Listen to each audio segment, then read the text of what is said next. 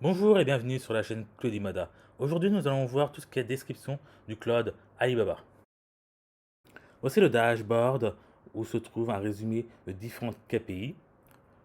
Donc, on voit dans le volet du haut tout ce qui est description de personne, le nombre de tickets, les alarmes qu'on a créées avec Cloud Monitor, qui est très important, et les instances que l'on achète durant un certain type de temps.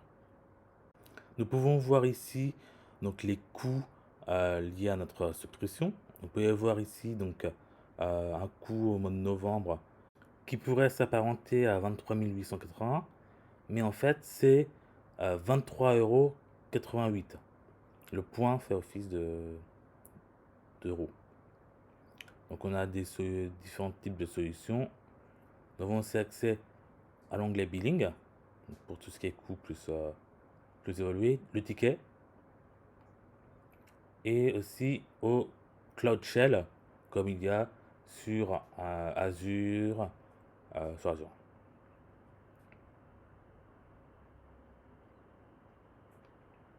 Vous pouvez voir là, c'est exactement pareil que sur Azure. N'ayant pas de compte de stockage dessus, il me met que c'est pas possible.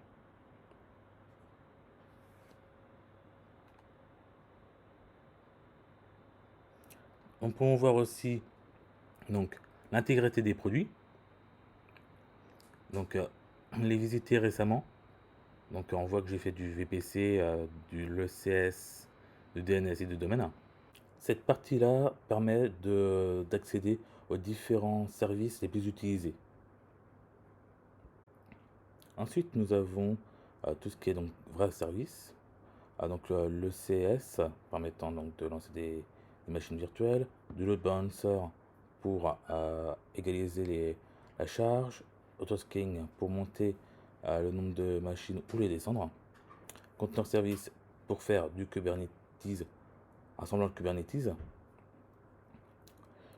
Ces trois services sont le plus utilisés. HPC pour faire de la machine haute performance.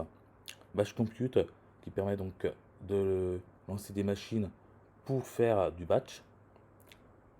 Analyse DB format SQL pour lancer une machine avec une base de données SQL.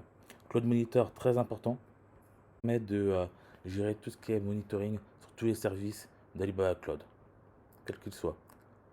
Ensuite, donc on peut voir, il y a plein de services. Il y en a un qui est intéressant, c'est l'OSS, qui est l'équivalent de S3 sur AWS. Table Store pour stocker des tables. Le CDN pour avoir un cache dans différents pays. Load Balancer, on a vu Virtual Private Cloud, c'est le VPC comme sur AWS, donc c'est le réseau. L'Elastic IP pour un adresse public. Pareil, le CDN. L'Express Connect, c'est l'Express Route. Donc avoir une ligne privée. La IoT Platform pour faire de la plateforme IoT, comme ça dit, etc. Tous ces services peuvent être utilisés clé en main et bien sûr être liés à Message Notification Service, qui est en fait le SNS chez Amazon.